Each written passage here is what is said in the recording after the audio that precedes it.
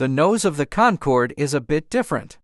The Concorde was the fastest commercial airplane to ever exist. The aircraft wasn't like all the other aircraft. It could go 2 times the speed of sound and had a delta wing. Also, the nose of the aircraft was also special. Because the aircraft could go really fast, the nose was designed for those speeds. But there was a problem. The pilots couldn't see a lot as they were landing and taking off because of the high angle of attack and the long nose. So they came up with the droop snoot. The nose would point down when the plane was landing so the pilots could see better. Now we know why.